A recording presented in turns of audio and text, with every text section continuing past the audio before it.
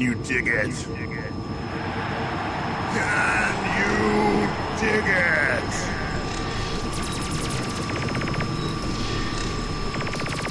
Ladies, gentlemen, friends, foes, lurkers, regulars, GMO people, organic people.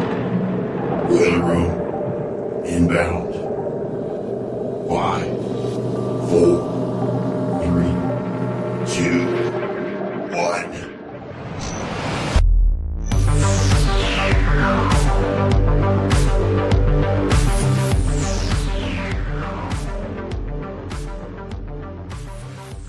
All right, ladies and gentlemen, friends and foes, lurkers and regulars, welcome to the Boiler Room. I'm your host, Brian McLean. They call me Hesher here at Alternate Current Radio. We're streaming out live, sort of, at Alternate Current Radio. We would be streaming out live, literally, at Alternate Current Radio, like we have been for, like 11 or 12 years now, but our live player broke. I don't want to bore you with that, but there's no live player on the website right now. We're working on getting that fixed. We have a road ahead there, but for this week, yet again, we're just out there on Rockfin, on X, on Rumble, and tonight, yes, on YouTube. I added YouTube into the stack tonight for the Outbound.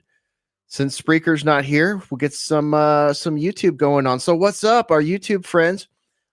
Thanks for joining us for this live broadcast. It is January the 16th. We're 4 days from the peaceful transition of power. That should be interesting. It remains interesting every day. Confirmation hearings happening, all this crazy stuff. Brian S. says Rumble looks good. Thank you. Excellent. And hello to everybody viewing on Rumble. Okay, let's see here. We also have a Discord. If you would like to jump in the Discord, there's a lot of great people and conversation happening in there, and we'll do our best to keep an eye on the chats over at the YouTube, the X, the Rumble, and the Rockfin. That's a lot of chats to keep track of, so forgive me if I miss any of your comments. Let's see here. Got some great feedback on the last couple episodes. Apparently people really like those, so thanks for checking them out. And if you missed them, you can find them at alternatecurrentradio.com or on our Rumble channel or our Rockfin channel. Those are the best places to get into the archives if you're new and trying to catch up, or if you've been away, busy and whatnot. So let's say hello to a lean and mean Boiler Room tonight. We may have some drop-ins, but we also had some dropouts. So we'll see. For the moment, we've got myself. We've got Ruckus. What's up, Ruckus? Hey, that's not fair. I may be lean, but I am certainly not mean. Well, I've been actually mean tweeting lately. I should probably apologize in advance. But you don't count. Ruckus took his gloves off this year for 2025. I'm sick of the shit that I'm seeing on social media, so I'm not sitting down and shutting up. But yes, I am certainly lean. And no, as my friend Johnny Vedmore asked, wondering, was I on Ozempic? Not that I'm aware of, although if it's anything like secondhand smoke, I mean, because I got to tell you, that stuff is everywhere around me. It's crazy. But yeah, no, I am certainly looking lean. But as I indicated, I'm not mean unless I'm mean tweeting at you on X. And thanks for having me. Yeah, absolutely. Maybe the Ozempic is in the fog. Maybe it's been aerosolized and we're all getting Ozempic. And, it's nano Ozempic. Nano mRNA Ozempic. All right. Wonderful. Lovely. Great. Yeah, thanks everybody. Great to see all our friends in the chat. Wonderful to have you with us. Thanks for your patience. We were dealing with some technical issues tonight. Adam had some, I had some, and my lovely co-host Spore had some. Spore, welcome to the Boiler Room. Hey, I'm happy to be here. Finally yeah, got we got you. Yeah, you're obviously not in your broadcast microphone tonight, but AirPods to the rescue. So great to see you. Great to have you with us. Thank you. Happy to be here. How's 2025 going so far, Spore? Oh, it's been a bit wild. It's been a bit mundane in some ways too. And I think that there's going to be a lot of exciting things happening in the future. We had just had a lovely chat with one of our friends, Gina. Shout out to you. She said everything's going to be great after the 20th. So we've got some good things to look forward to, I hope. All right. Well, let's hope the technocrats and the politicians and the tricksters don't dash everybody's hopes. But for now, indeed. Hi, Kathleen. Great to see you on the YouTube chat. Karen out there also. Joey Poopbag, what's up? Great to see you. We got Kilowatt, we got Brian, we've got Jake, we got Spore, we got Sage. I'm sure Melly's out there listening. It's great to see you all. Of course, our friends on Rockfin too. Wonderful to see you. And over on the Rumbles. Now, let's see here. Let's just break some ice with an icebreaker, Spore. All right, let's do it. This one is from Brian Snowdy. I believe I am pronouncing that properly today for the first time in many years. The man, the myth. All right, what's he got for us this week? I just want to also say he can be kind of snotty sometimes, but we love him for that. Only if you deserve it. This one is from the Daily Mail. Expert predicts women will be having more sex with robots than men this year, 2025. This year? Yes. Oh my gosh. Why this year? What happened? Well, I mean, she's basically, so she's a PhD in math and physics. She's got like a 85% accuracy rate for forecasts. I'm trying to remember which school she's out of, but I can't off the top of my head. But anyways, she's basically saying that because of like the Me Too movement and the sort of like disparagement between men and women, that women that are kind of high value women, like women that make good money, are going to be turning towards the sex box. The high value women are not going to put up with the soy boys crap anymore, huh? Yeah. And I thought this was interesting because it said in the article that teledildonics has been a technical term for art of mechanical sex toys that operate remotely since 1975. 1975. All right, taking it back. Yeah. Some archaic teledildonics we must be talking about. Yeah. So, and then it goes on to say that robots are likely better at sex than men.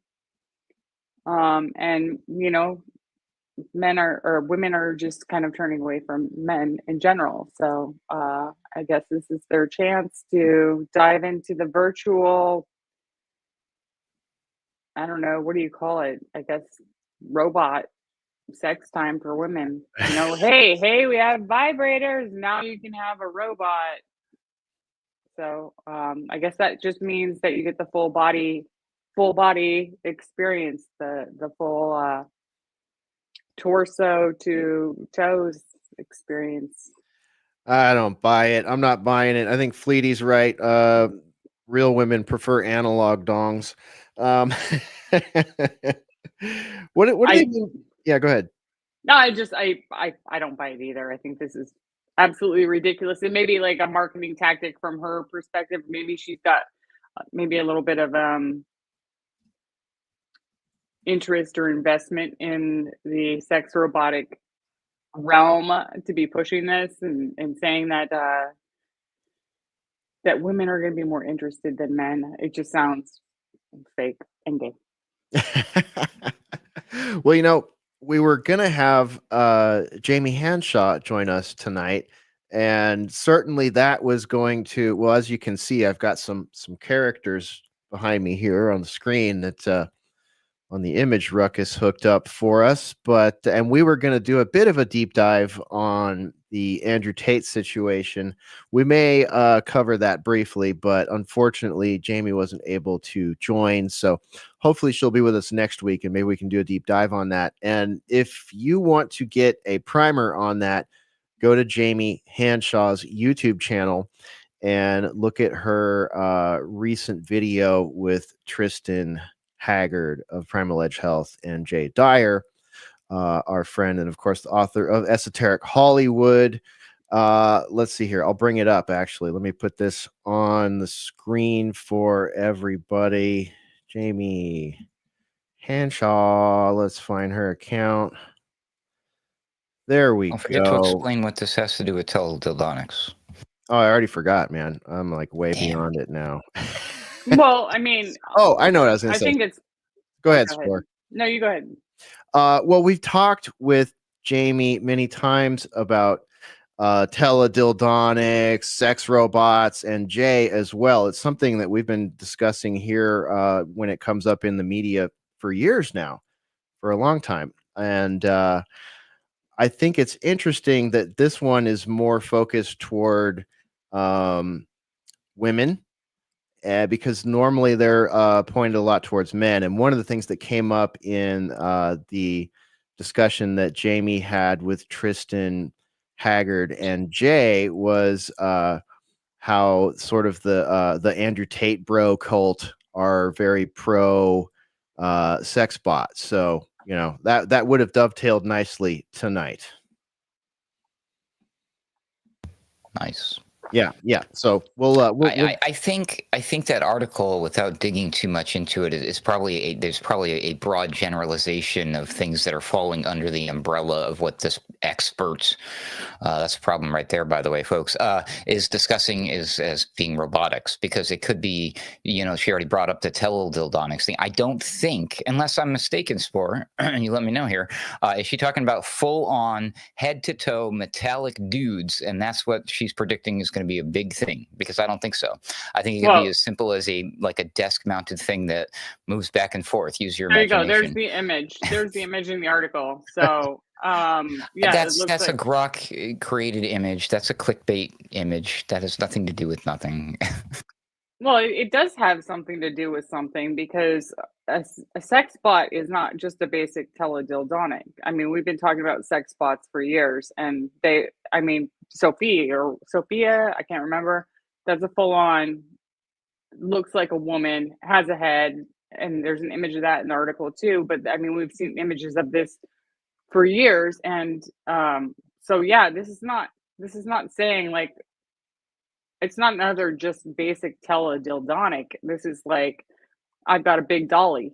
So here's well, it looks expensive and exclusive then. Well, it is, and it even states that in the article about they're about $15,000, but they're predicting. Dr. Pearson predicts that these are going to be mostly for people that make a lot of money and can afford these type of toys. So women who have chosen career over family, probably.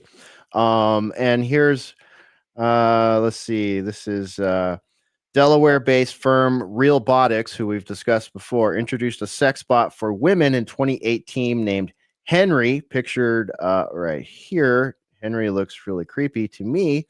Operated via an app. The $11,000 companion promised jokes, sexy noises, and superhuman sexual performance. Ooh. Okay, so that ties. Sorry, optional what? Optional extras that can add the price up to 15,000, like you were saying. Okay, so that's where we get into the teledildonics. You have an app that operates the robot with the physical means to do the sex duties. And Hesher and I, when we were having dinner earlier, were talking about just kind of like the basic like evolution of the ChatGPT and things like that right now. Well, even Siri now can do things like have a functional conversation with the average Joe, to the point where like it starts to respond and learn your personality and things like that. So I'm sure that is all going to be a part of these sex robots. They dumped a whole new AI suite onto Siri this week. I think it was this week. If you hadn't noticed yet and you're holding an iPhone, you'll find it in your settings. But yeah, they just unraveled a whole new set of AI capabilities for Siri on iPhone. So these things just keep coming out in waves. Let's see here. This is interesting. Go ahead. I was just going to say in the article, it says key technological advancements will help build consumer comfort with robotic sexual companions across decades. as the AI intelligence and mechanical behavior and their feel improves, and they start to become friends and have strong emotional bonds. Becoming friends with emotional bonds. Okay. Well, here we come. Dystopia inbound. I don't. What's up with this Yeah, I statistic? see it more as an extension of the AI chat phenomenon with the dating. People are dating the fake AI characters and shit. This seems more an extension of that than the teledildonics. Well, At least How people can I mean, it choose. seems like both. It seems like an extension of both to make a full body experience. I'm guessing the the AI involved with some of these pleasure bots will be taking great leaps and bounds all of a sudden here. What is up with this though? Well, only 17.4% of people reported having had sex with a robot at all. Blah blah blah. Where are we getting this number? I'm curious. Interesting. And also, according to Dr. Peterson, Dr. Pearson, I don't know what Dr. Peterson thinks. Economics, like you said, Spore, will still likely hinder widespread adoption in the near term. Here's a quote from the futurist here. While some people will enthusiastically embrace relationship-free robot sex as soon as they can afford one, as early as this year, 2025, it won't have much chance of overtaking sex with humans overall until 2050, the futurist wrote in his landmark study for Bondera. do they know something we don't? Yeah, good question. Good question. This is going to do wonders for population, by the way. It's certainly going to be going up. No, wait, hold on. Dude, I saw this week that Italy Lucy is, Lubot. yeah, there's Lucy Lubot, and then we got the Ex Machina stock photos there. You can see this is all basically her Ex Machina, this kind of stuff. They say it's a $201 million sex robot industry. That seems a little low. Interesting. Well, I guess this isn't going anywhere. It's just going to keep evolving. And I would guess that outside of, military and government, as far as robots go, and maybe the Atlas, the sex bots will be among the first ones to be getting downloadable personality tweaks, drop shipped enhancements, if you will.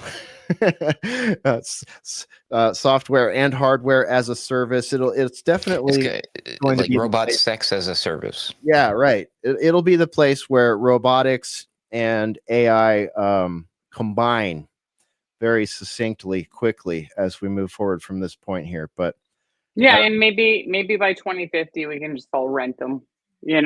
Since we can't own anything at some point, right? We'll just have to rent our bot, just like a scooter in downtown Austin.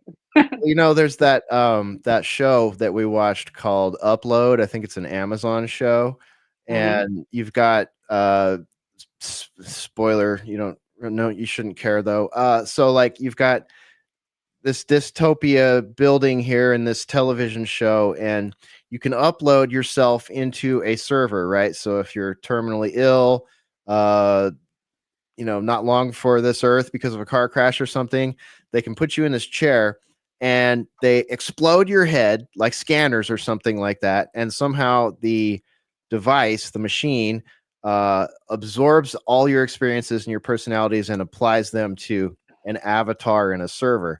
And, then you wake up inside the server. But one of the interesting plot twists to the story is that your family can come visit you in the server. People that are still alive can come hang out with you in VR. And they have, get back to your comment here, Spore, in the show, they have, I forget what they call them, but it's like a full sense. It's like a sensory suit, basically. It looks like a big wetsuit, but it's all puffy. And it's got all these like fingers inside. It's like full of, a haptic kind of thing. Yeah, it's like exactly like a haptic thing. So it can, and it's got all the touchy feelies inside the suit. So like the main character, he, gets his head exploded and gets uploaded to a server. and his girlfriend is outside, and she puts on this haptic suit and lays in her bathtub and just spends all of her time in the upload server with the golems of people that they lost. So, and we've looked at those before too. They do make something similar, these like suits and stuff like that. So that does seem to be where we're going here. A little bit of predictive programming. It's all fun and games until one of these ladies catches themselves an STD from a computer virus, or the young lady comes home and discovers that Henry is having an affair with the refrigerator. Yeah. Well, and that's kind of similar to that movie that just came out recently with that super hot model chick. That's the robot. She's like supposed to be a maid, but then she starts seducing the guy that hired her as the maid. But back to your point, dude, all fun and games until somebody gets in the bathtub with a sex bot, and then this electrical current goes into the water and death. Or they didn't cleanse the haptic suit out well enough that you rented, and you end up with literal gonorrhea or something. Gross. Yeah. They forgot to turn it inside out and hose it down with rubbing alcohol or something. Yeah. So there you go. So if we and this technology is hinged upon the same explosion, the acceleration of this artificial intelligence that is going to make an even smaller amount of consumers able to afford such a thing as they all lose their damn jobs to the AI. Yeah, nobody will be able to have real relationships because, well, all the reasons you young people can't find relationships. We won't go into that. But yeah, then you'll just be priced out of the sexual marketplace. So get ready to be an incel, a MGTOW, or wait, a WUGTOW. What's a woman going their own way? Feminist? I don't know. I don't know, but you can identify them with a shaved head, apparently. Yes, or by the color of the hair sometimes. Yeah. All right. Well, let's get out of this creepy town. Who cares? It's enough of that. So let's see here. Since we talked about that Tate stream, why am I having a hard time finding that? I am not having any luck finding that stream for some reason. The one with Tristan your and Discord Jay and chat. Jamie? Yeah. Oh, excellent. That's right. That's where I dropped it, in the Discord chat. Okay. I want to put that on screen so people know where to find it and all that stuff here. So let's see here. There it is. It's called Clown World Con Men. Out of This World, episode number 59. So man, none of my shit is working right tonight. God, we are having so many tech problems. It's ridiculous. AI broke everything. There it is. Clown World Con Men, Out of This World number 59. Great show with our friends Tristan, Jay, and Jamie. That was recorded 2 weeks ago live. So go check that out at the Jamie Hanshaw YouTube. And what I learned watching that, just as sort of a preview and to make this wonderful graphic that we got going here make more sense, is that Andrew Tate apparently is not being very honest about the status of his case and what's going on legally with him, his brother, and his bro cult in Romania, and also is awaiting potential extradition to the UK because there are some RAPE charges over there or investigations, indictments. I'm not really sure what the legal term would be for it, but so it sounds like he's in a bit more of a set of legal troubles than he is willing to admit on his social media, and we're all finding this very interesting. But Jamie's our expert on that, and hopefully her and Infidel can join us on that one next week. Sport, did you have any takeaways from watching that, or just looking forward to talking with Jamie about it next time? I'm definitely looking forward to talking with Jamie about it next time. It sounds like she just read a book called Clown World that is specifically about the subject, and there's a lot of it seems like cult sort of tactics that Andrew Tate is using amongst his audience, and yeah, I just it's kind of fascinating, and especially the fact that like it ties back into the so-called teledildonics or the sex robot shit, and I found it. I think it's going to be really interesting to hear her take on it after she's read that book, and also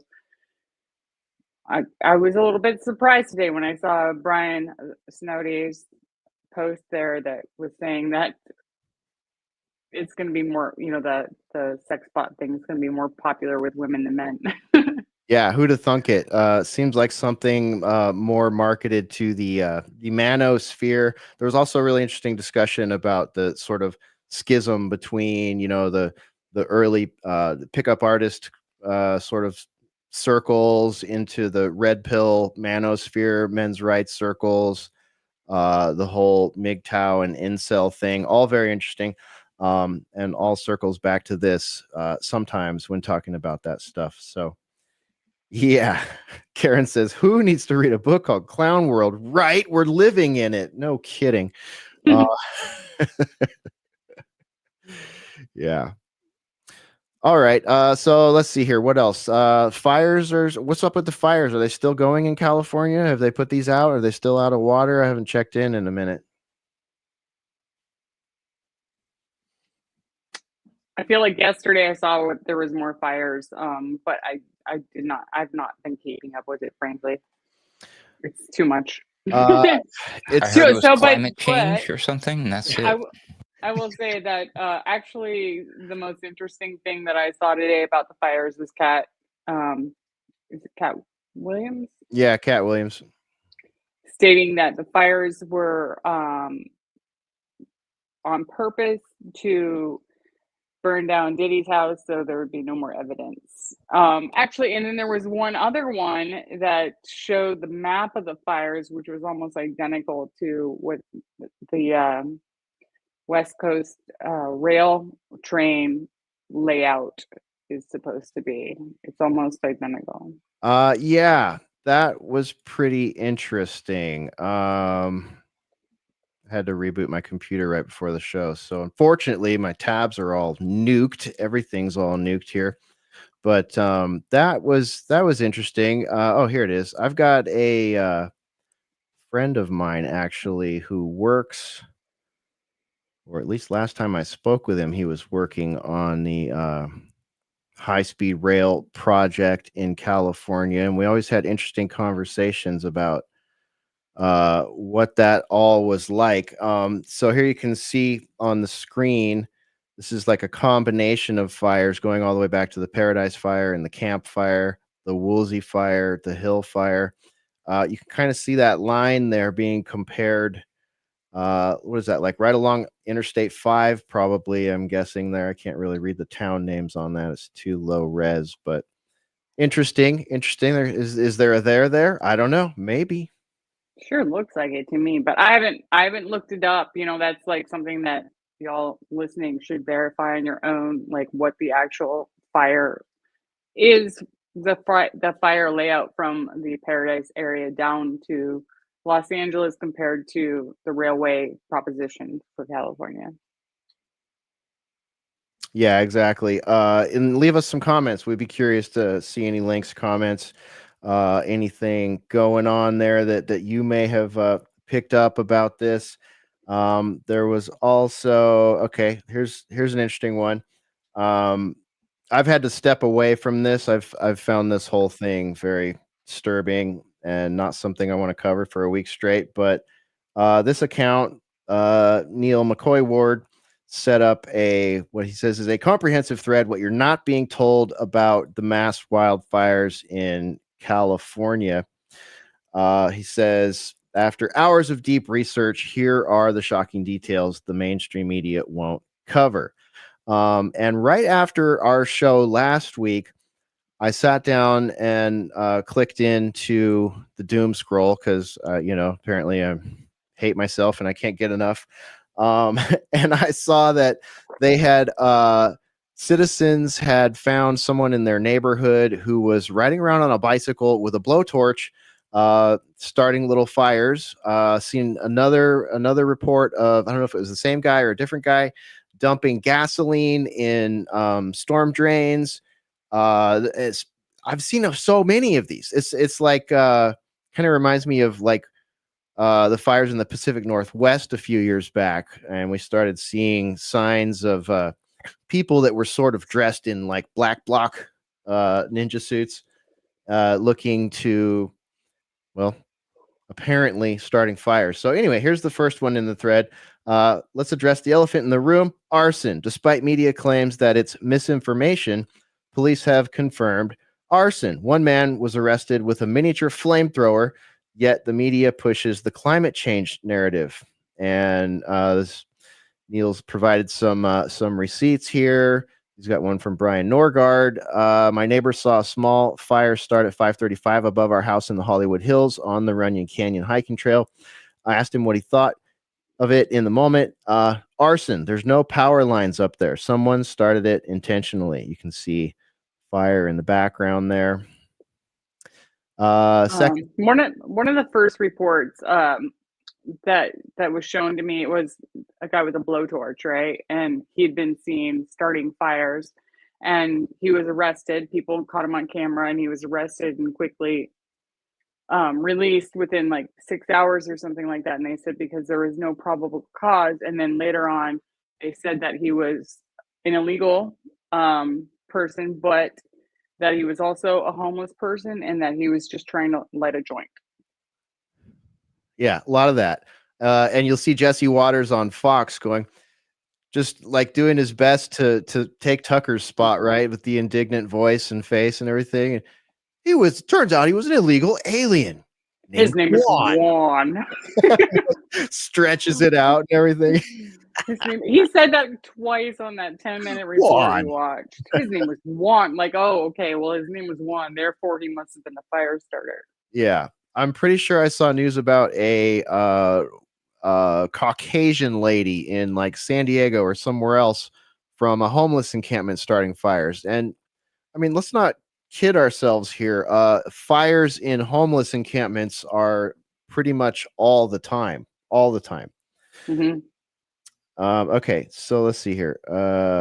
He goes on to say his second point here. Speaking of climate change, the narrative doesn't hold up when you look deeper. Yes, the region is dry, but bad forestry management is a major factor. California has stopped clearing forests, leaving tons of dry materials. Firefighters have been warning about this for years. I think in this crowd, we all know that. Third point. Here's where it gets even more suspicious. Good call using the siren emoji there, Neil. Recent funding cuts to fire departments in California made the situation worse. The mayor of Los Angeles cut $17.6 million from the fire department budget just months ago. Why? The money was redirected to other programs. And it gets weirder. One of the arson suspects arrested was part of the homeless community, which received significant funding from the budget cuts. Taxpayer money was used to build new housing at a cost of $300,000 per homeless person. Meanwhile, the fire department faced cuts. And then there is this factor. The media is focusing heavily on the identity of the LA fire chief. They highlight her equitable background and that she is the first LGBTQ female fire chief. What does that have to do with fire management? It's all distraction from the real issues. Well, she's actually said that equity is more important than general fire safety. I mean, not in those words, but I've seen her in interviews saying that equity is the most important thing in their department. How's that working out? All right.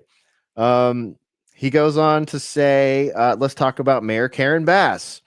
As we mentioned last time, while homes were burning, she was on a trip to Ghana. When confronted, she had nothing to say to citizens affected by the fires. Elon Musk even called her utterly incompetent Nice little shout out to Elon there, Neil. I wonder if he'll boost you. That could change your life. And then looting. Looting has become a major issue in the fire-affected areas. Reports show that gangs took advantage of the chaos to loot homes and businesses. The National Guard was called in to address the problem. No surprise there, right? Yeah. That, my friends, is apparently a piece of just human nature. And in the 21st century, with information flowing as fast as it does, watch out. Watch out. If there's a tornado, a fire, a flood, anything like that, expect the rats to come out of the sewers and try to take stuff. We even had that happen in our tiny little weird town here in Texas when the tornado came through in May, where people were looting each other's apartments and houses and gas stations, running into gas, the classics, right? The Circle K and the Sev. That's the classic right there. Mm-hmm. All right. And of course, there's this. Everybody's heard about this. Another strange detail: water shortages. Firefighters reported that fire hydrants had no water or pressure. Former fire chiefs have warned about this for years, saying the water tanks in the mountains need to be filled, but the warnings were ignored. Now, this one, I think we didn't talk much about last week. We mentioned it, but this is a kind of a huge thing. The insurance companies.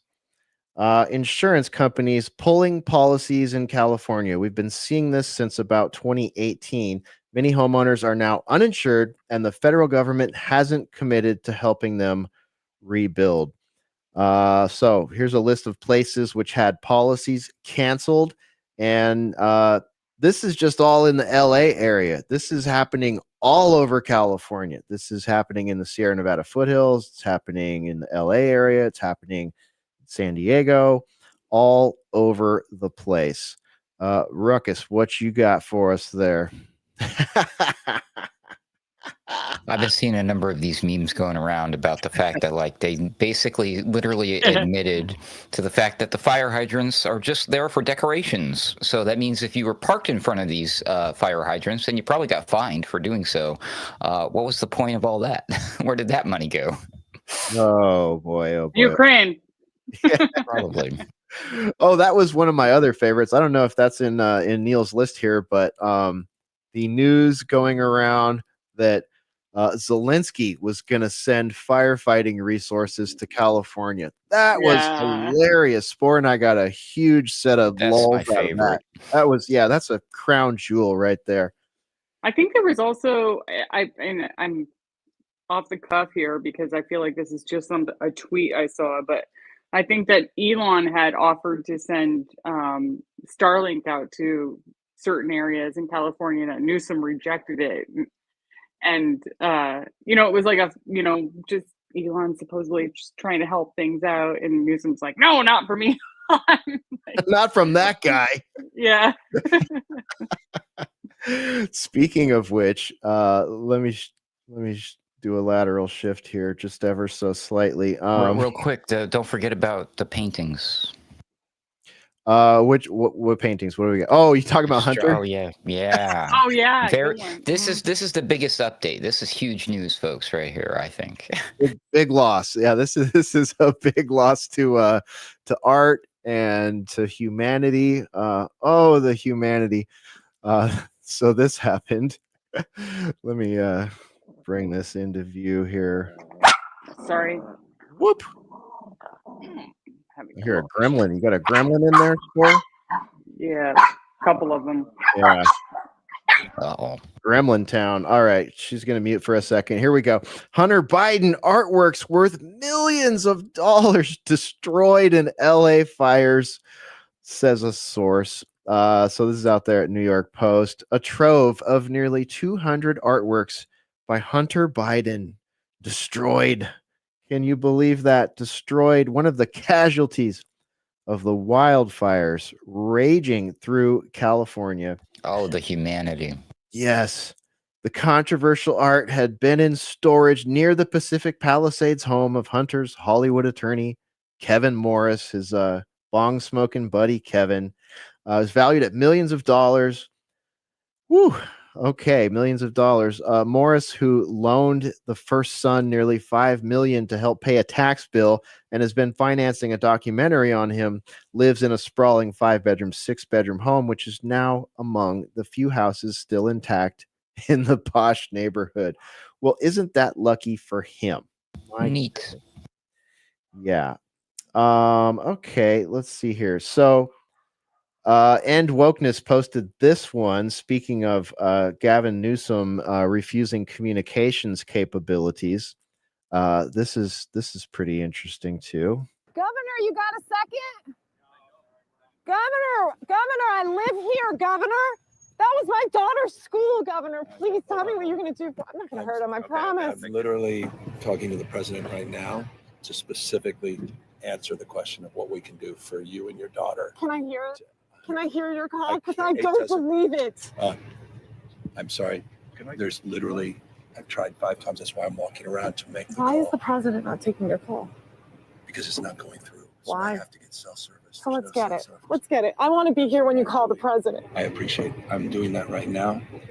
And it's to immediately get reimbursements, individual assistance, and to help you. I'm devastated for you. I'm so sorry, especially for your daughter. I have 4 kids.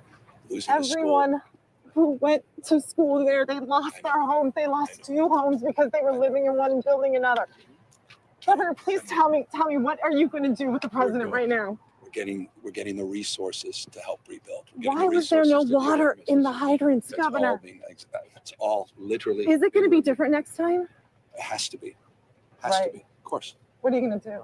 I'm doing To fill everything the I can. hydrants. I would fill them up personally. You know that. I literally have. I would fill up the hydrants myself. I understand. But would you do that? I would do whatever I can. But you're not. I see do you know there's water dripping over there, Governor? There's water coming out there. You can use it. I appreciate it. I'm going to make the call to address everything I can right now, including making sure people I'd are like safe. to make sure you do. Can I have an opportunity to at least tell people you're doing what you're saying you're doing? Could somebody have a contact? Can I have your contact Yes, information? right there. Ooh, not a lot of good press going for Karen and the Newsom, He's lovely. He's such a great person. right? What a I guy. like how he, in the face of adversity and tragedy, he can still smile and dance around when people are talking to him and stuff. He's cool. Oh yeah, yeah. He performs well under pressure. His hair did not even move. Mine would be all over the place if somebody was on my case like that. All right, let's see here. Back to Neil's thread here. One of the biggest factors in California's water issues is a fish called the Delta smelt. Millions of gallons of water are being diverted into the ocean to protect this species. Meanwhile, orange groves and forests are left dry. Yeah. Okay. So there's a video for this one. Let's throw that up These there. dams are coming down, and it's about damn time. Governor Kate Brown, Governor Gavin Newsom, U.S. Secretary of Interior Deb Haaland, and tribal leaders all coming together to celebrate the world's largest dam removal along the Klamath River Thursday. The groups meeting at Iron Gate Fish Hatchery in Hornbrook. Last month, the Federal Energy Regulatory Commission issued the final approval of the historic plan to remove 4 dams on the Klamath River in California and Oregon. The decision is a culmination of years of work on the project's licensee, PacifiCorp, Pacific Power's parent company, on the parts of Oregon and California, and several state and local agencies, along with several tribes. The folks out there that exercised your leadership every single day, that dialectic that we had throughout this process, where you expected and demanded more. You expressed that at times, and sometimes it was uncomfortable. Other times it was absolutely justifiable. I just want to thank you for making this moment possible. The Klamath Basin watershed covers 9.4 million acres, an area larger than 9 U.S. states. Leaders of the Klamath, Yurok, and Karuk tribes attended Thursday. The tribes say the project will revitalize nearly 400 miles of the Klamath River and its tributaries, hoping to help restore river health and fish populations. All right. That's one of my old stomping grounds there. It's quite the damn report right there. That is a damn good report. Or a Damning. damning damning report. And those fish, right? Those are the tiny ones, right? If I'm not mistaken, I've seen pictures of these things. They're Yeah. they're so insignificant. It makes you want to cry. The ones you've never heard of before. I lived there most of my life. Never heard of a Delta smelt. Never been. Never You seen- smelt it, dealt it. Yeah, pretty much a lot of that, but never been offered a smelt on a menu. Never had a fried smelt, a baked smelt, any of that. It's probably because they're endangered, Hesher. Be sensitive. Right. Right. Okay, let's see here. Even Trump commented on this issue. There's more water than they could ever use, but it's being diverted to protect a tiny fish. Forests are dry as a bone. It's dangerous. Yeah, no kidding. All right, we don't need to listen to 5 minutes of Trump talking about that. Brent Howell says it's fishy if you ask him. Yeah, quite.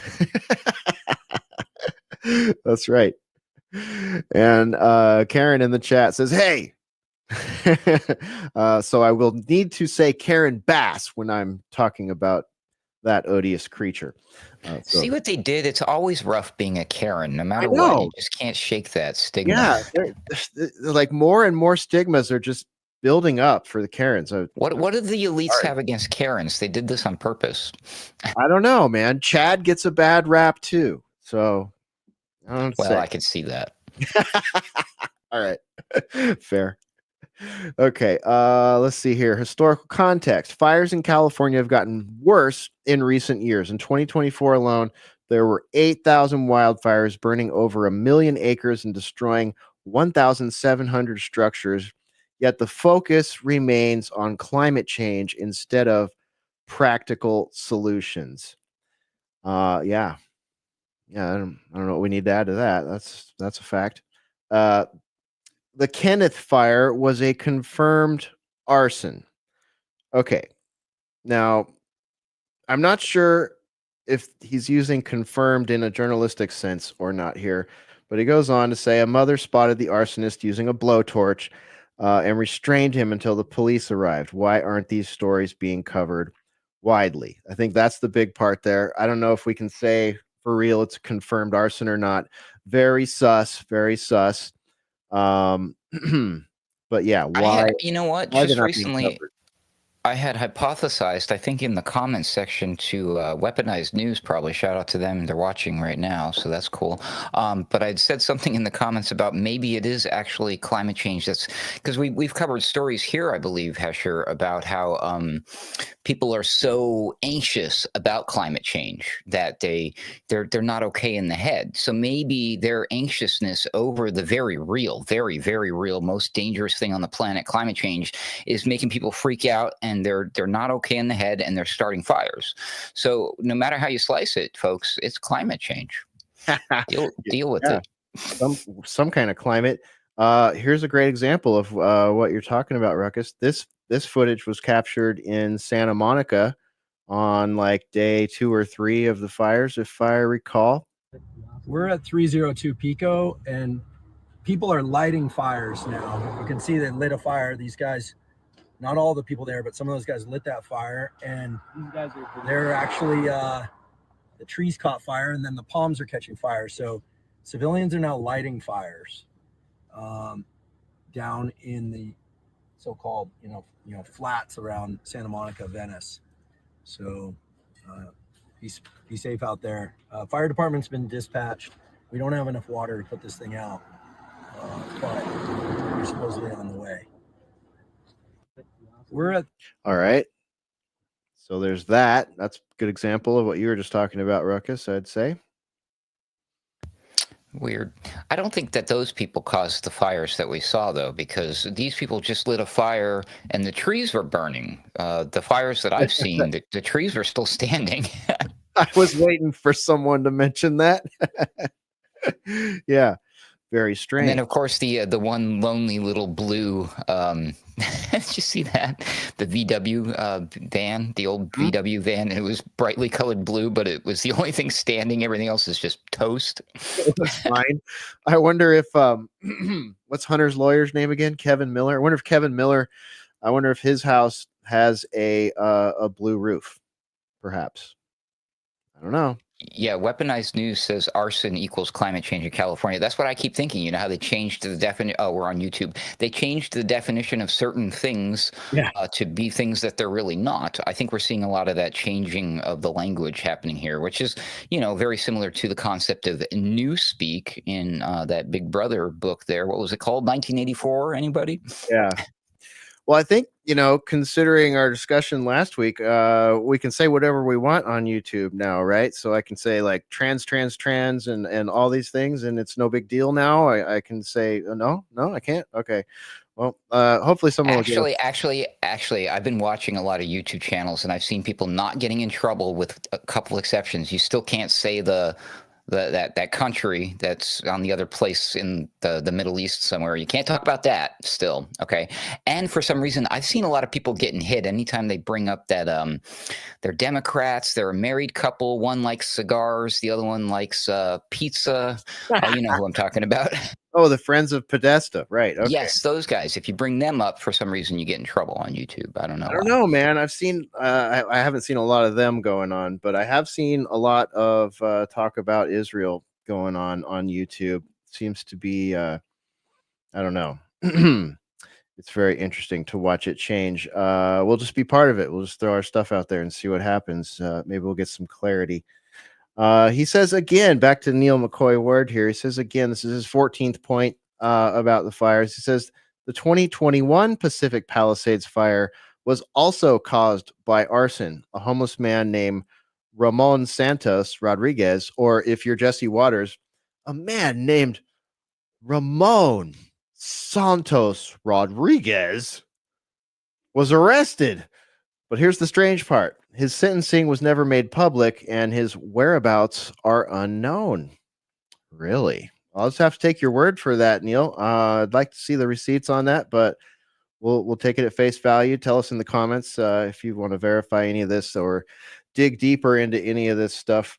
Let's see. The cost of destruction is staggering. Current estimates suggest over 50 billion with a B in damages. Many homeowners are uninsured, and FEMA doesn't have the budget to help. What do you mean? FEMA gave all kinds. They helped Lahaina out. They helped North Carolina out. They didn't. East Palestine? No. Anyone? Okay. Well, shocking. At least the state of California's health. What are those people called that are in charge of the health department in the states? Fuck. I don't know. Health people. Whatever. Health secretary. Well, you know what I'm talking about. Each state's got one. I wish they didn't after what happened during 2020 on up. At least they came out immediately and warned the citizens that they should probably wear a mask in order to protect themselves from the smoke. Oh, shoot. Actually, they didn't. In fact, they actually were issuing reports that saying, well, you can try to put on a mask, but the smoke from the wildfire is going to fit between the little part. It's like they were literally saying how like the smoke can get through the mask. And then when you compare the size of the smoke particles to this other weird particle from back in the day, it's like, why is that other one much smaller than that one? But the masks worked on that one. Magic. Yeah. Yeah. They really rely on your stupidity and short attention spans with that whole mask thing. Although, I mean, shit, if I was out there, I would probably want to be wearing one. I've seen all that black tar around people's face, like nasty stuff out there. I feel sorry for it. I've had to be around smoke, forest fire, smoke-ridden skies for extended amounts of time in California, and it's not good. Get really bad allergies, and eyes feel like they're going to turn into Pringles or something. It's not a good feeling. And you could hear what it was doing to Gavin's voice. He's got that like gravelly Alex Jones smokes pack a day cigarette kind of voice now. He should do a radio show. I don't know. Yeah, it's all those. He could do one with Andrew Tate. They could smoke cigars and bro out. I'm sure that would be really fun. Yeah, so $50 billion in damages. There's already talk about smart with a cities B? too. Yeah, $50 billion. What every one of those homes. I think the average cost of or value of the homes in the Palisades is $20 million a piece. So I guess that adds up pretty quick. I don't know. It's higher Didn't the Summer of Love like kick that number to the curb? I mean, come on, let's not kid ourselves. Yeah. Governor Gavin the Nuisance Newsom's vineyards seem unaffected by the water shortages. His wineries have plenty of water while residents and firefighters struggle with shortages. Funny how that works. Well, that goes back to the French Laundry, right? You were at home wearing a mask and hiding in the corner, and he was at the French Laundry not wearing a mask, having $1,200 bottles of wine and not social distancing. So why should his winery not function? I mean, rules for thee, but not for me, and catastrophe for thee, but not for me. Perhaps. That's not a good look for Gavin either, considering the Surgeon General just came out and warned everybody that alcohol causes cancer. Oopsie. Yeah. Okay. He's a super spreader. Yeah. So yeah, thanks Neil McCoy Ward for compiling that thread there for us to riff off of. He has a YouTube channel too, by the way, Neil McCoy Ward. I've been subscribed to him for many years. I do like his stuff, so shout out to him. All right, I'll have to go subscribe. I don't think I follow him on the YouTubes.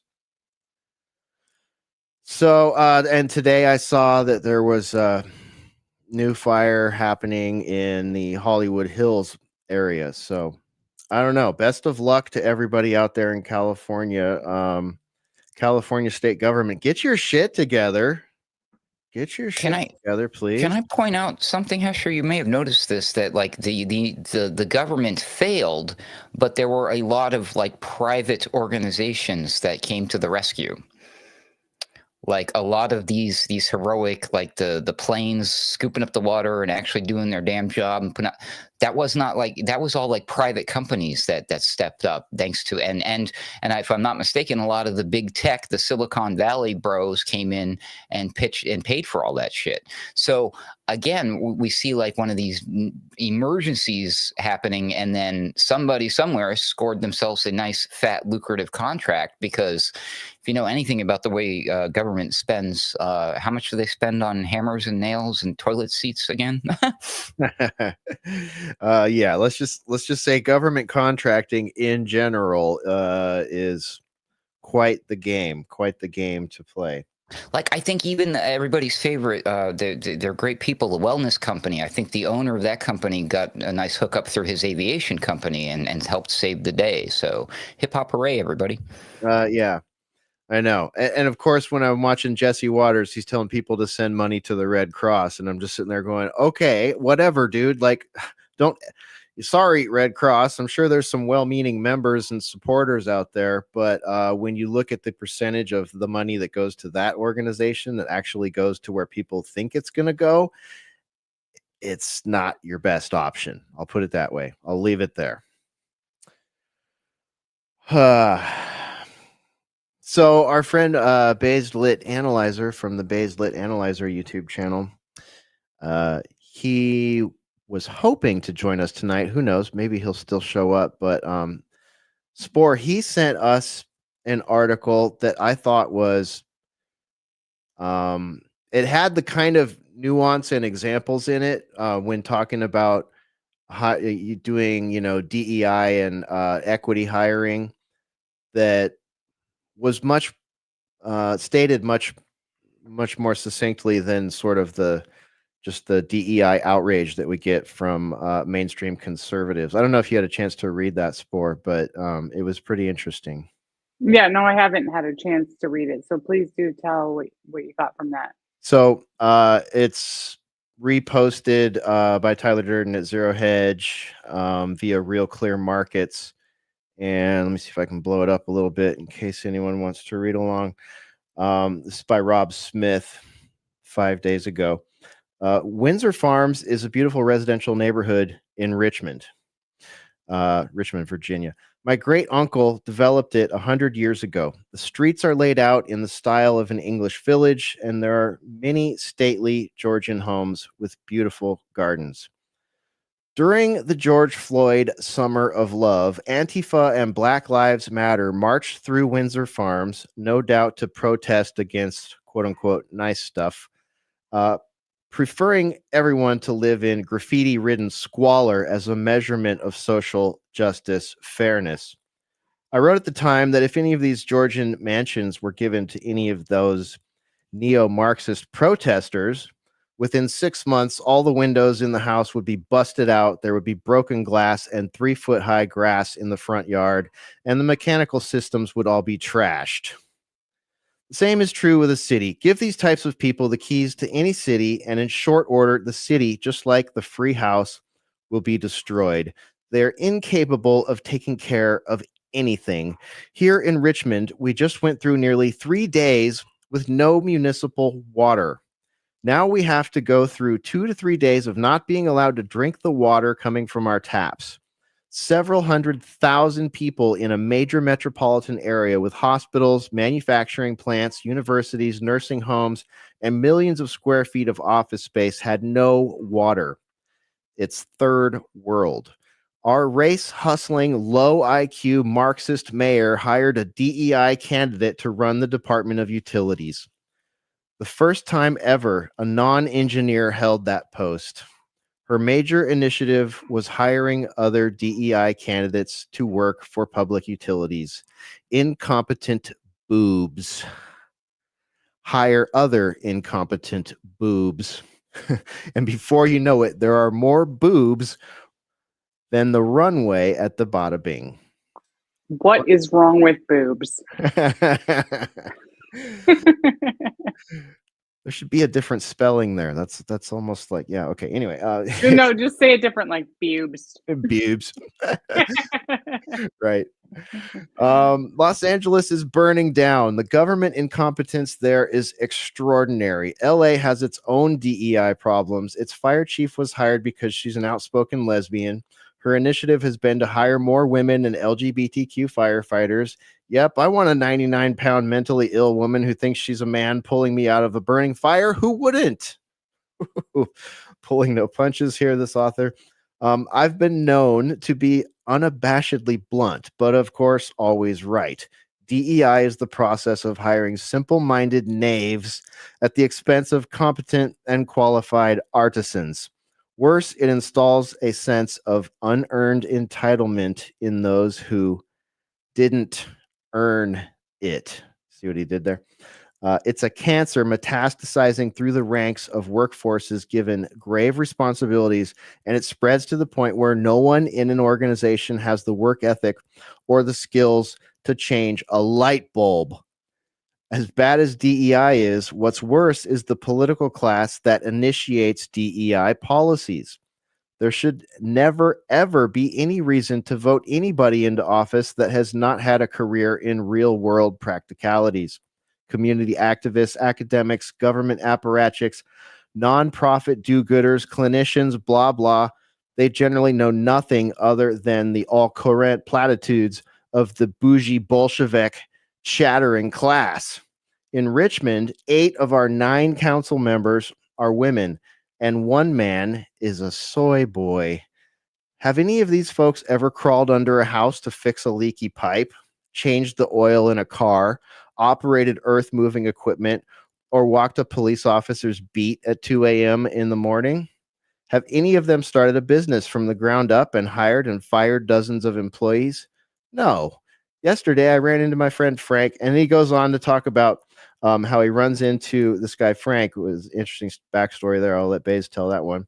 And Frank understands, he runs an independent HVAC company, and he understands how things work. So it kind of goes into the, the normal guy assessment of everything that's going on here. And I thought it was an interesting article, and it turns out Frank's a family friend there of Baze. So, but, most people are just like not focused on how the DEI creates that continuity of boobs running around to the point where entire, systems and offices start to just fail completely.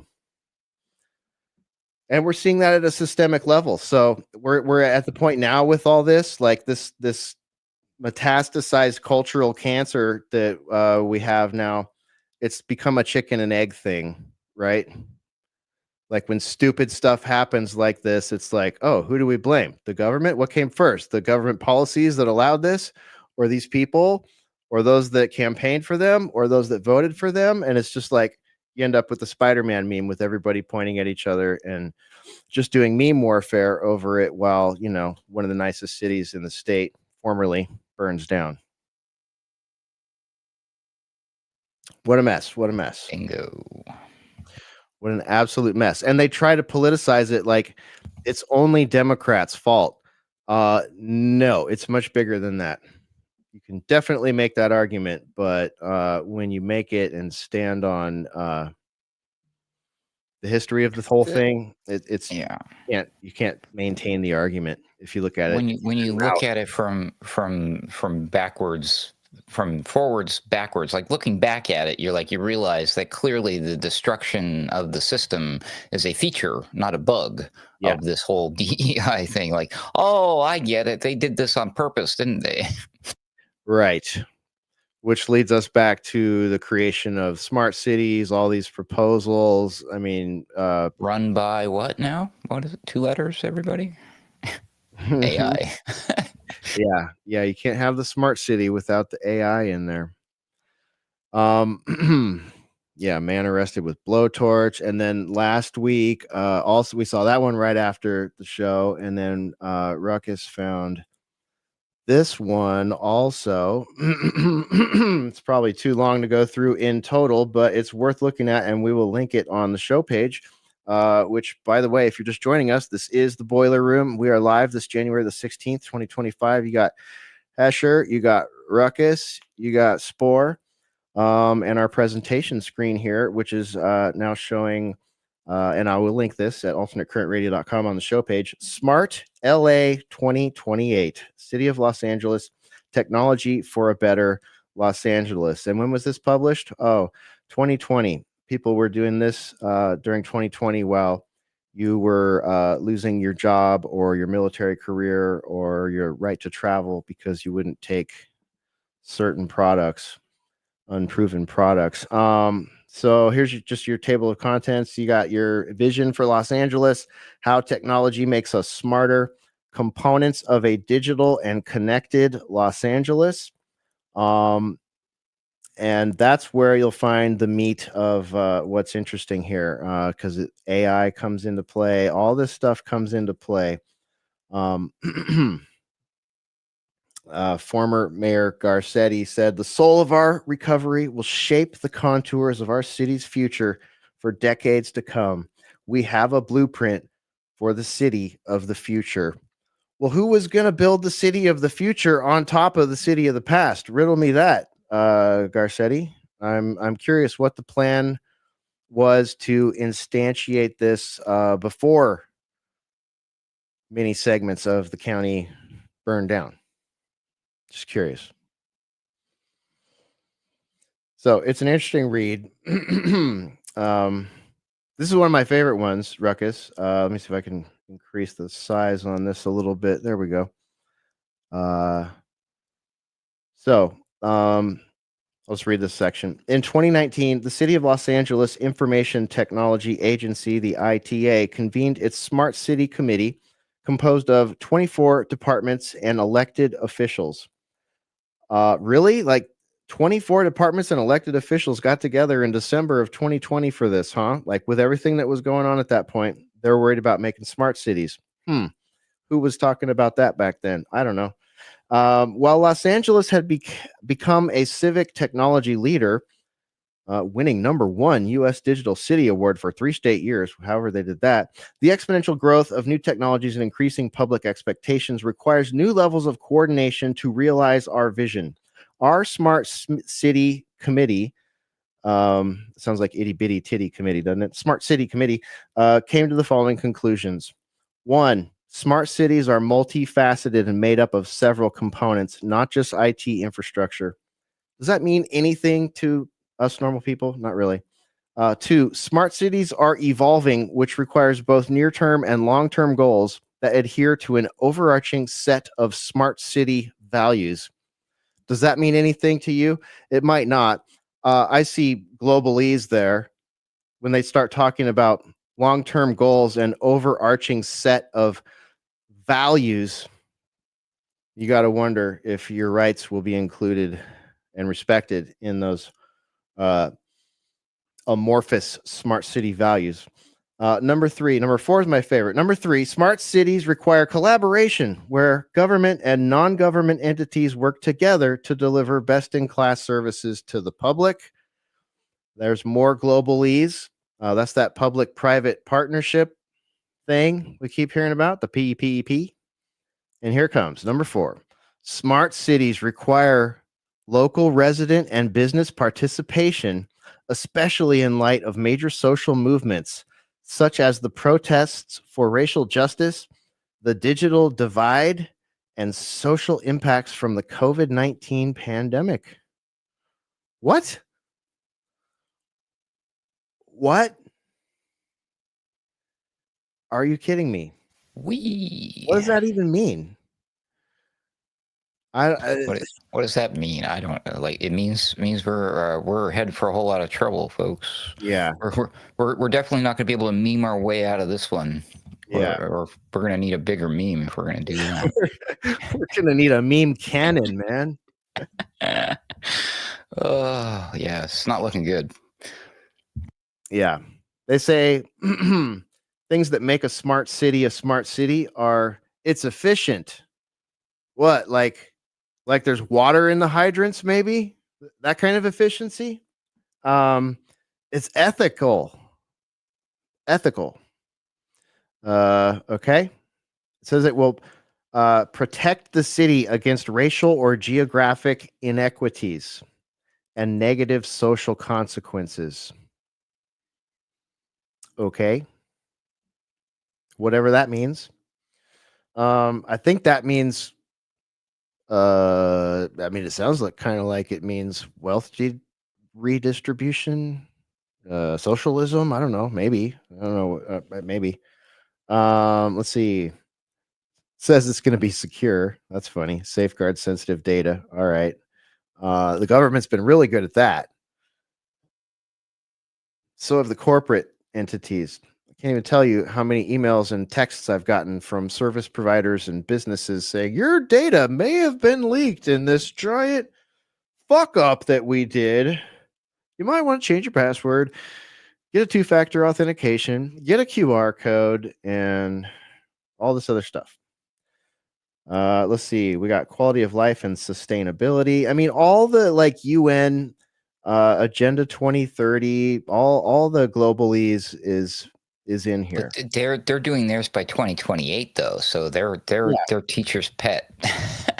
And how did they plan to do that? Again, back to my original question. It's like, well, okay, were you just going to build that into what was already there? Like, you know, what are you doing? Are you weaving like new fiber optic wires under the streets that are covered in crap where, you know, homeless fentanyl zombies are walking around waving their junk at people trying to go to lunch? Like, you're just going to build a smart city around that?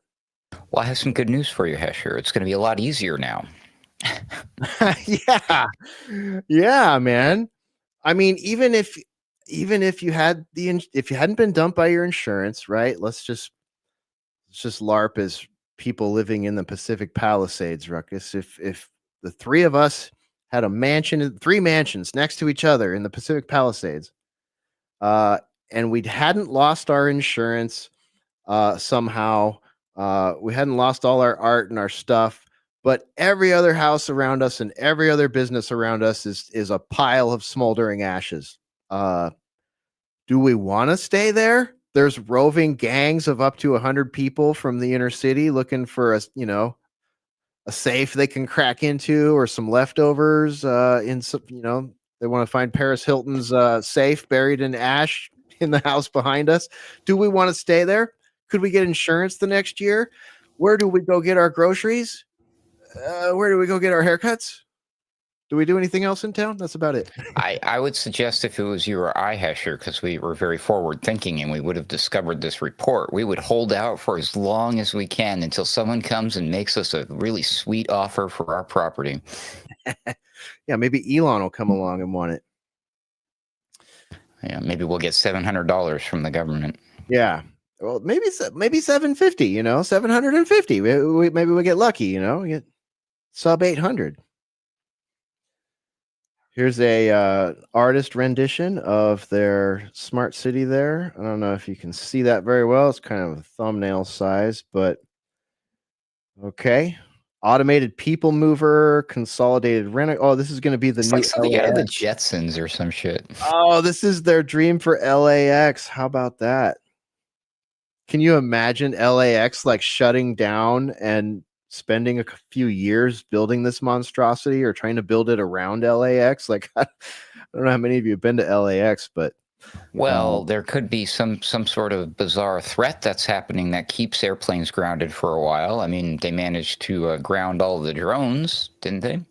Yeah, the whole industry almost fell to crap during 2020 and 2021 also. I mean, excluding the upcoming inauguration, because there are special drones that are allowed to fly around and police over everybody during that. But anyway.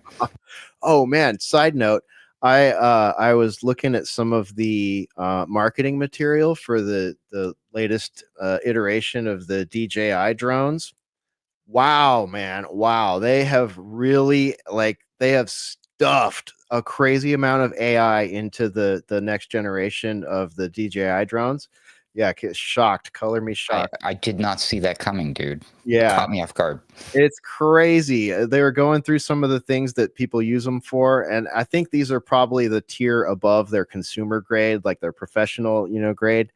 I have no idea what they cost, but I don't know. Maybe I'll bring it up later. But it's crazy. Like they've got all these jobs that they can do with it. Like if you're someone that used to climb towers, for example, to change the light bulb at the top of the tower, or make sure that the cables are connected. Like now you're just a drone operator. You literally fly under bridges with these things, and they do all this mapping too. I mean, it's absolutely insane. Some of the capabilities that they have in consumer grade drones now. So, of course, that means the military and corporate level ones are absolutely beyond what we can even imagine, probably at this point. Sneaking outside to go in your backyard to smoke a cigarette is going to be real tricky, everybody. Just yeah, your landlord or your wife or whatever out there with their 24/7 drone stationed pure HD camera. I mean, they've got thermal cameras, they got IR cameras, all the stuff. Yeah, okay. Well, I'm not going to continue with this document. It's just more, just drinking from the fire hose of disgusting globalese that is completely mutually exclusive with your rights as an American. Just put it that way. Hey, sorry for ducking out here low style. We see you down there, Spore. How you doing? I'm still here, but I'm trying to keep these puppies quiet. So I think I should probably maybe step out of the studio. All right. Well, thanks for being here with us, Spore. My pleasure. Thanks for having me. All right. There she goes. Lovely Spore bouncing out of the boiler room. All right. Let's see. What else do we got, Ruckus? I don't think I have anything else I want to say about the fires and all that crap. I am interested, however. The fires are warm because the rest of the country is not warm. Oh, yeah. We got a bit of a cold snap coming in next week, don't we? Yeah, like a big one, apparently. And then another one. It's going to be cold, everybody, from what they're threatening us with. I mean, predicting. There you go. Whatever the word is. I know. It's like we go outside and I'm just looking up in the sky and it's just like, wow, we've got all these persistent contrails all over the place, just all over the sky, like the entirety of the big sky here in Texas for the last, I don't even know how long, is just full of crazy patterns and all this gray garbage in the sky.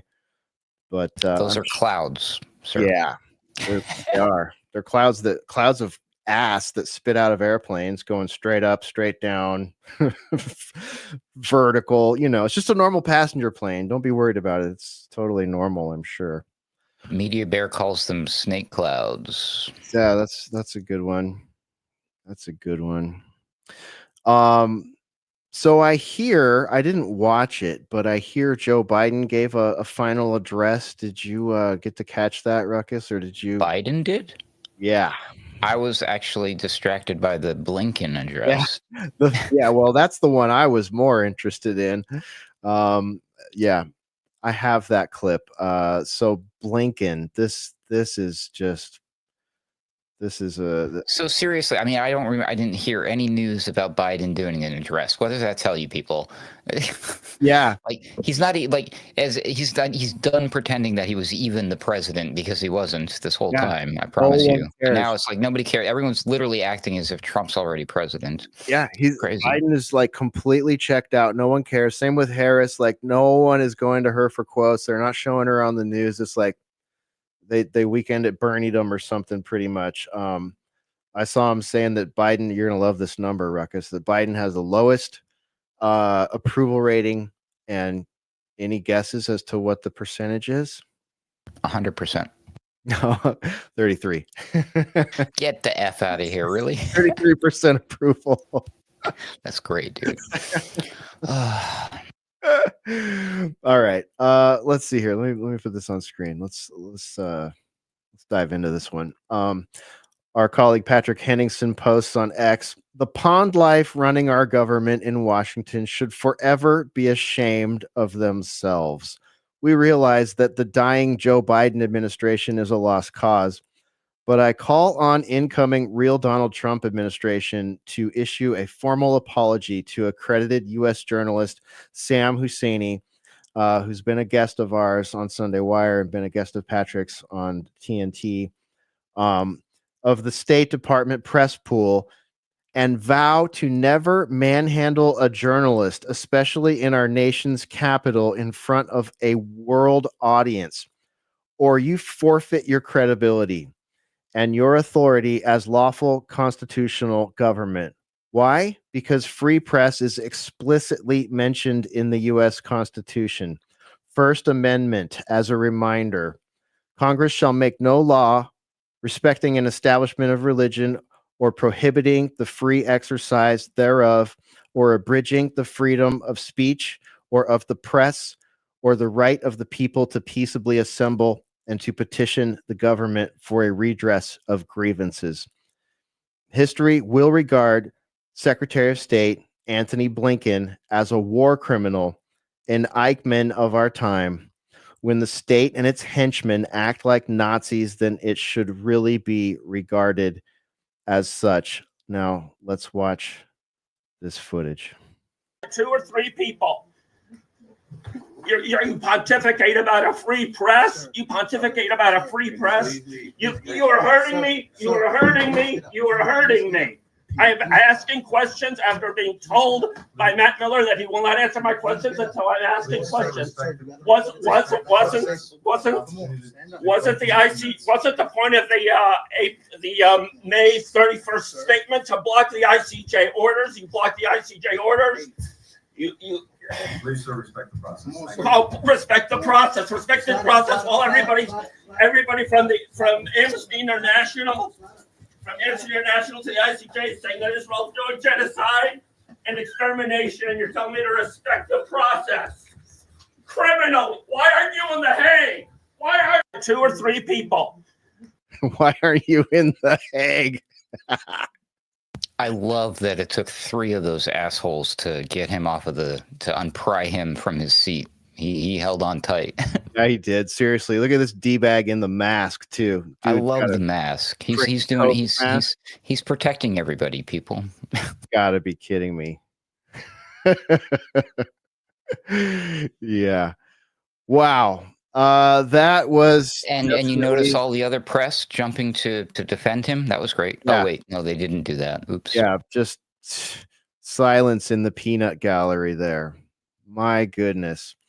Okay, and I also want to add this one to that mix here, and give everybody a link to this on the show page when the show page is out after the show. You have one of Max too?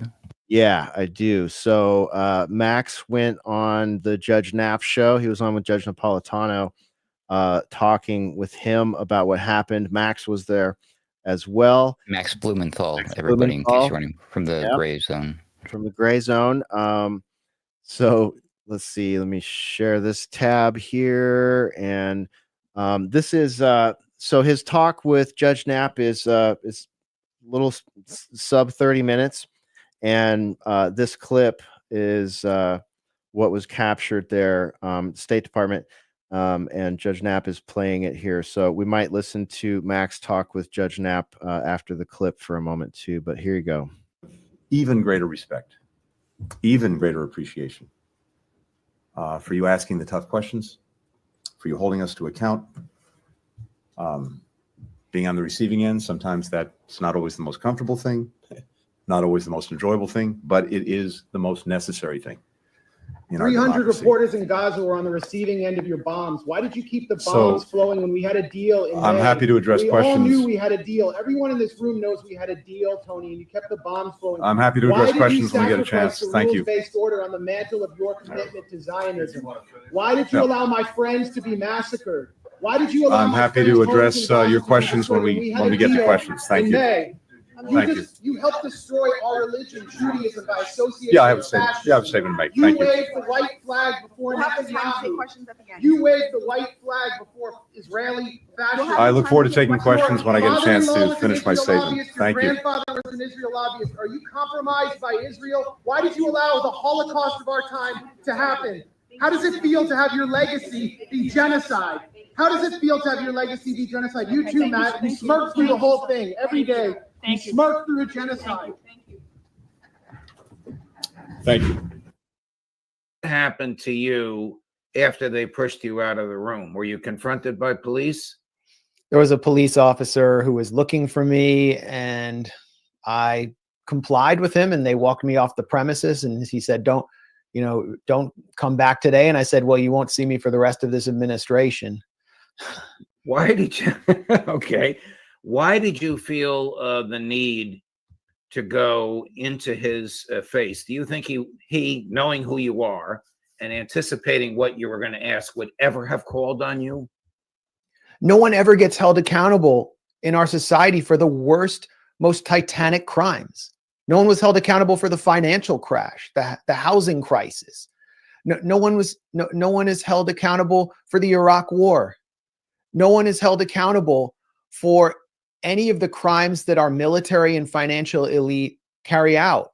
And Tony Blinken now is uniquely responsible for the human rights catastrophe of my generation. And he's someone that was in DC when I was growing up. I knew people who are close to him growing up. He's someone who represents himself as a Jew, as I am.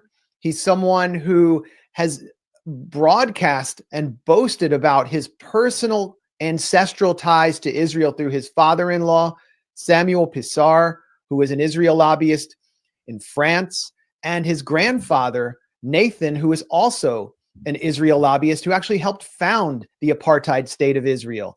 And so he needed to be challenged by me personally, face to face. And I also wanted to confront him for the horror that he brought to the lives of the people of Gaza in the name of defending the cause of Zionism that he holds so dear to his heart. All right, there you go. So we'll link to that entire discussion on the show page. Very interesting turn of events today, Ruckus. Yeah, and I'm sure there are lots of people who are questioning, why didn't they just wait till the end where they get to ask questions? No, they have to do this because then it actually makes the news and it gets eyeballs on it. That's the sad, but we shouldn't have to be at this point. That's what they have to go through, in order to do this. And I mean, they got hit pieces left and right. I mean, see, all the mainstream media came out. It was like, well, poor Blinken just simply tried to do his job and say goodbye. And these asshole jerks, we don't even know how they got in there. How'd they get in the press corps? Who are these people? Wow, we don't, they're just protesters, probably Hamas, like crazy shit. I'm like, you gotta even know who these people are. I mean, and Sam Hussein, like, dude, just blows my mind. And like, zero, no Elon Musk, no nothing, no Trump, no nothing. If this was like, I don't know. It's just shocking to me. I don't want to see this kind of shit happening in my own country. This is what you're supposed to see in like a full-blown communist state. It's crazy. Yeah. And the other reason that they have to speak out like that is because they won't get called on. The whole thing will end and they will never once be called on. Mike's cut off. Yeah. Right. Yeah, the manhandling of Husseini is just like, are you kidding me? Terrible, terrible, terrible, terrible. Yeah, so that was pretty interesting today. I mean, that was really probably the biggest one for me. Yeah. It did make the news, so that was Yeah. cool. Yeah, I mean, by the news, I mean the old dying legacy media news, not the new "you are the media," because none of the big blue checkmark accounts had much to say about it, which is weird. Yeah, totally. I'm Yeah. excluding the folks like Patrick Henningsen, Misty Winston, Max Blumenthal himself, obviously all the true independent media, but all those big people who are like, we believe in freedom of speech. Crickets. Yeah, it's ridiculous. This is ridiculous. It's going to be really interesting to see if much of this changes in the next 4 days. I love how he's like, well, I won't be back during this administration. Won't be back today or in the next 4 days, but I'll be back. Yeah. What else? I saw claims. This is off topic. This is going backward, but did you see anything about claims that one of the people that was setting fires had a quote unquote UN credit card? I thought that sounded like a little conspiracy candy-ish to me. Yeah, they're stretching it now. Yeah, like what?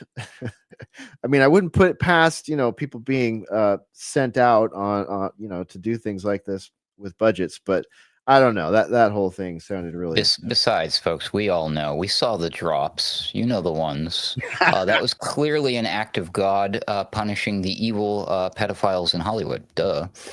Yeah, either that or climate change. One of the two. I mean, that's really all that. Yeah, flip a coin. Right.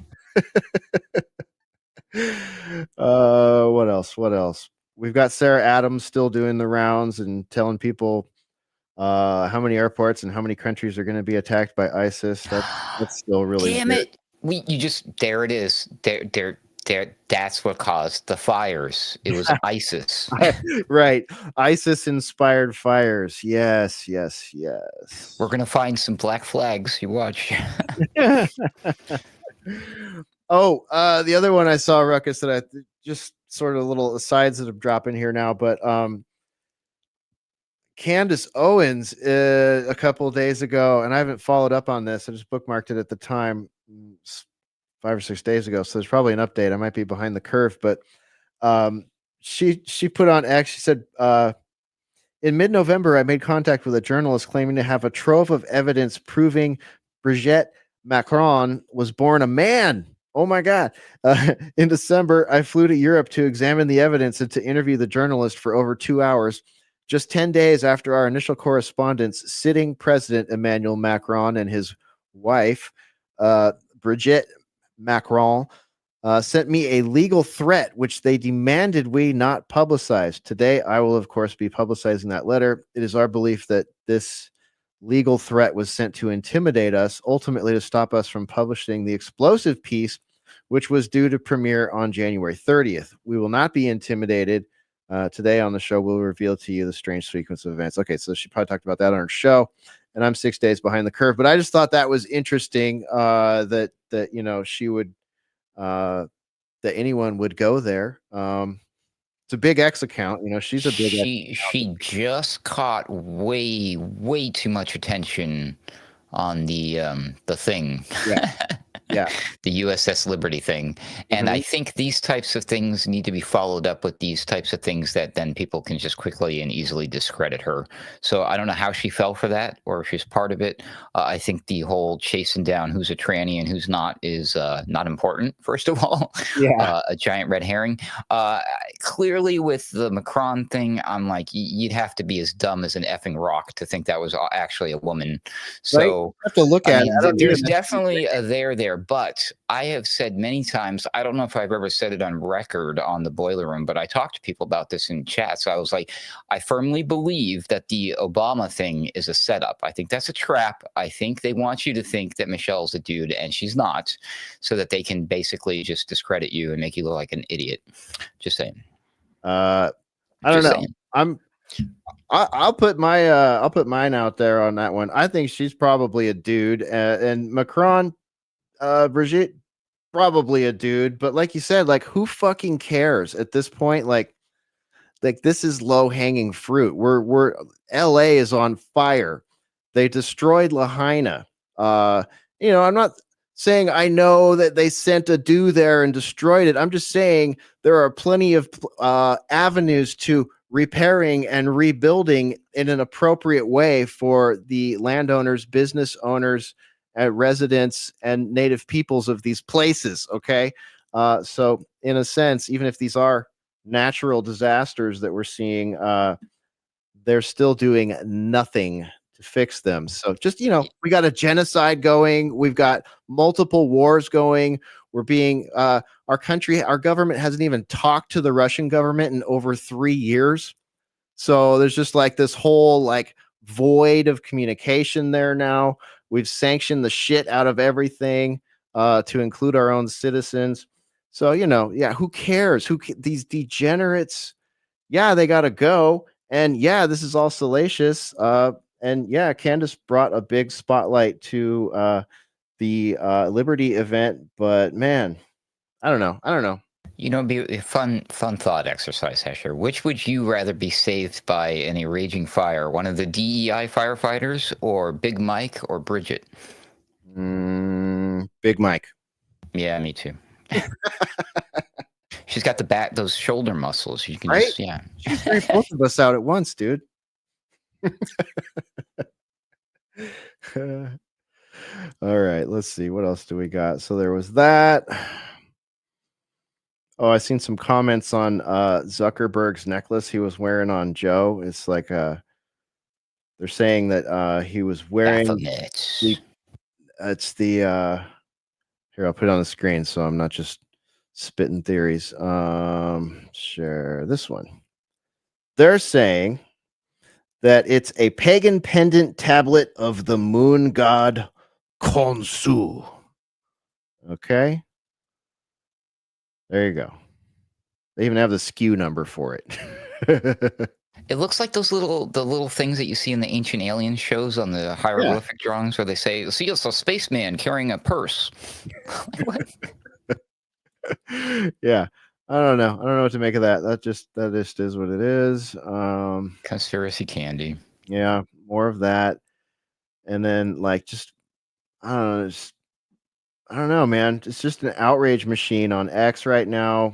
And I'm not a fan of 2025 yet. I'm glad 2024 is behind us, but I gotta say, I'm not a big fan of 2025 yet, at least in the news feed.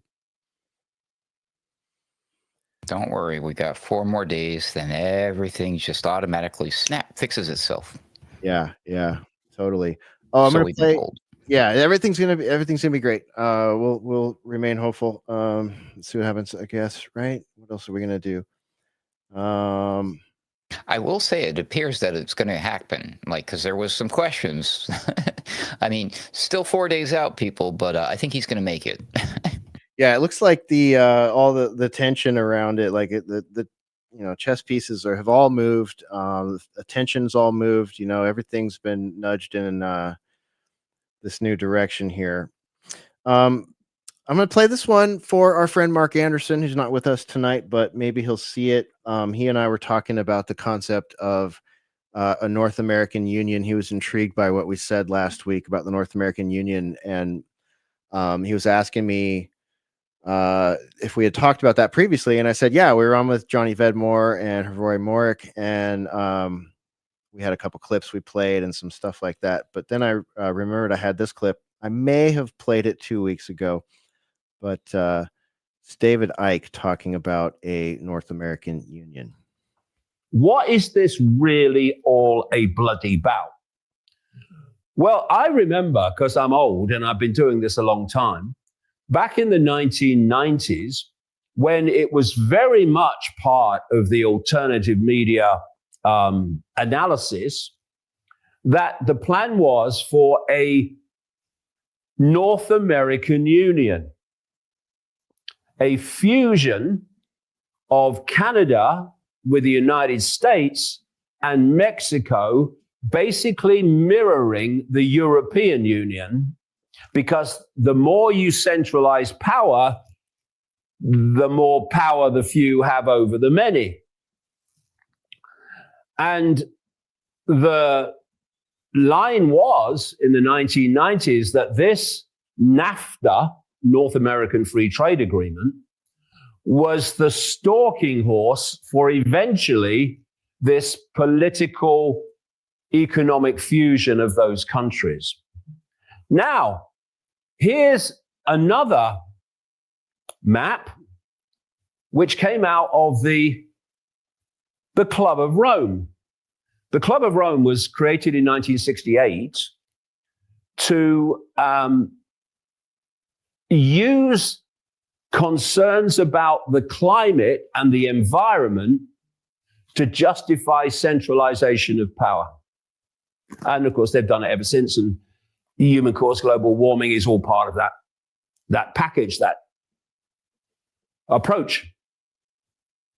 And they came out with a map of how they wanted to break the world up into regional groups, which of course would be controlled centrally by a world government.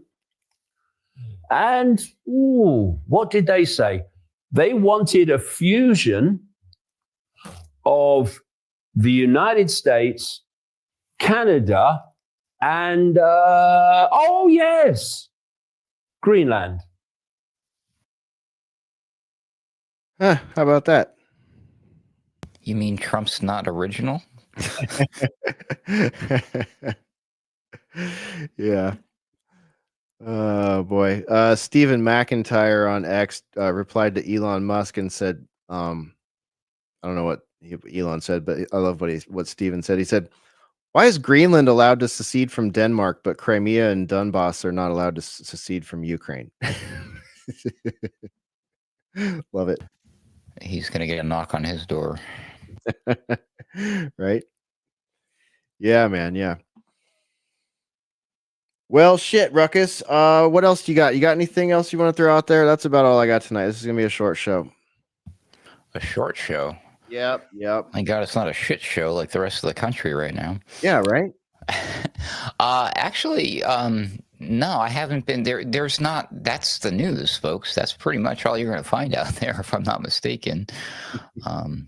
It's pretty wild. Yeah. I will give a shout out because we've been talking a little bit about AI here. I did talk extensively about AI on the most recent episode of the Daily Ruckus. So make sure you check that out if you dare. There's some fun stuff in there, kind of sideways related to the sex bot thing, if you can believe it or not. So I had fun doing that one. It turned out to be a little bit longer than I was intending, but that always happens when I do the Daily Ruckus. Sorry about that, folks. But I do appreciate your viewership over there doing that. And I mentioned it on the show, but I'll mention it here too, because I thought it was pretty cool. I got myself set up with a Buy Me a Coffee. So you can find me on Buy Me Coffee now too. There's a link for that on the show page for Daily Ruckus. So I know a lot of folks like using that. I don't know why. People they think it's cute, I guess, to buy coffees. It looks better than saying, here's $10. They say, oh, here's 2 coffees. It's cool. It's neat. So whatever helps. So I do appreciate it. But there you have it. But yes, day 9 of the 12 days of Ruckus. 12 still going. We only got 3 more days left of that, and then I can just go into reporting the daily news for everybody. Yay! Yeah. So I'm doing something special here. It's been a little bit challenging trying to wrap my head around how I'm going to do the theme of the 12 days of Christmas with each day. So it was nine ladies dancing. It was 9 AIs advancing. And the next episode available tomorrow will be 10 stores a leaving. That's right. Use your imagination on that one. Yeah, I can smell it coming. I can smell what the Ruckus is cooking. Yeah, Ruckus, I'm gonna have to rewatch this one. I think both of us passed out somewhere in the middle of this one. We heard this one pretty late at night. But luckily, I didn't pass out while I was doing it. Yeah, so. right. Yeah, no kidding. Yeah, I had to re-upload that one in the morning because I woke up and was like, "Uh-oh," left the stream going. But yeah, that was a good one, man. I enjoyed the first half that I caught, and I'll be going back to it. So just so you folks know, we do have audio versions only for the podcast format. So we are still getting all those Spreaker embeds up there. It's just the live one that they're no longer supporting. So you can find all our. As you can see on the screen, I am very meticulous about my show notes. So are you, Hesher. So people, I know you're watching us on Rumble and YouTube and you like to listen on Spreaker. After you're done listening, at least just go to the website and just check it out. There might be some links or some extra stuff. I always put in supplemental material on my show notes. So there's some stuff in there that I didn't even talk about on the show that I think is worth your attention. So check it out. Yeah, absolutely. We put a lot of effort into those show pages because we go quick here and we give our takes on stuff, but we encourage you to look into these things. You can email us, Hesher or Ruckus at Alternate Current Radio, Spore at Alternate Current Radio. You can email any of us. We do our best to read them all, and we have a little bit more time to read emails these days now that we're not working the TNT gig anymore. So reach out to us. If you find anything in the links that you want us to pull threads on or corrections for us or whatever, we're happy to hear them. Really happy to have all you folks out there in the various chats tonight. Did my best to keep up. And what else? You find episodes of Boiler Room over there at Alternate Current Radio, Sunday Wire. I mean, all the goods we've got for you right over here. Our music mixtapes, all that good stuff, support links, the store, all the good stuff. We're working on the subscription model, so we're going to have deep archives that go back a decade in there and some other goodies. We're still working on that, but that is inbound. If you haven't joined our Discord yet, please join it. There's a invite link over there. On the right side, the listen live is dead for now, so sorry about that. We'll get that fixed. Real quick, shout out to Joey Poopbag who made a small donation on Rumble. We appreciate that. Nice one, thank you. Yeah, it's a jungle, man. It's a jungle when you get as a live streamer, podcaster, whatever. It's like you want to get on as many of these platforms as you can, and then all of a sudden it's just like, boom, there's all these different places people can speak to you, support you, and all that. So whatever works for you, we appreciate, all the way down to just sharing or commenting or subscribing, whatever, all the things that don't involve your hard-earned shekels that you have wrestled out of the Matrix, my red-pilled friends. I think that's it. That's where we're going to leave it tonight. Look for us in a @21Wire Twitter space probably on Saturday evening around 5 p.m. Eastern probably. And join us for Sunday Wire with Patrick Henningsen. Ruckus and myself have been riding shotgun with Patrick for the last couple weeks while we've been busting CIA podcasts and talking points in real time. That's been fun. So we'll probably continue that. We might talk about what's going on in the Middle East a little bit, because there's also been rumblings of a peace deal, right? A ceasefire. Is it legit? Is it just for Hamas, or is it for Israel too? So we're going to ask Patrick all those questions between Saturday and Sunday, between that X Space and Sunday Wire. So do join us for those live shows. And if you missed them, they'll be up at alternatecurrentradio.com. That's all the news and culture we got for you tonight. Ruckus, over to you. Save Round's final thoughts and goodbyes. Those X Spaces are lengthy, but they're really involved and they're really good. And that's, I mean, it's like doing these live shows without the video and interacting with the chat, but the chat is actually part of the show. It's an experience. If you haven't checked out an X Space, I highly recommend it. And the cool part is you don't even have to have an X account. You can just listen in. So do that. Except, of course, be aware that Grok knows that you're listening in, and they might give up the goods because Grok is one giant blackmail vaporware, whatever the F Grok is. Anyways, but thanks for having me, Hesher. Shout out to everyone in the chats all over the place. Everybody's been really chatting it up. I love that. Make sure you, on your way out, at least smash those likes and share. This is Ruckus signing off. May God bless each and every one of you, and hopefully may God save this republic. All right, there he goes. I think I probably pulled him out as he was saying Ruckus out. So Ruckus is out. Thanks, Ruckus. And yeah, again, thanks everybody. And on those X Spaces, Patrick and I worked last week to come up with a method to pipe audio clips in. So I don't hear a lot of people doing that on the X Spaces. We're trying to come up with some ways to add a little bit of extra context and stuff since we don't have video when we do the X Spaces. And if you're not on X, we do these video streams on X also. So it's like the X Spaces are audio experiences, all a radio sort of thing, but with an interactive audience. You can jump in that chat if you have an account, whatnot. You can even ask to be on stage. There's a whole system there. It's been great. And now we've been able to add clips to it too. So we're having a pretty good time doing those X Spaces. Sometimes they go over 4 hours. The last two we did were 4.5 hours. So we'd love to see you there, and they're recorded also, so you can go back and catch them. If you miss them, join our Discord. You want to support us, you can find out how at alternatecurrentradio.com. And that's it, my friends. We'll see you next time for another Boiler Room.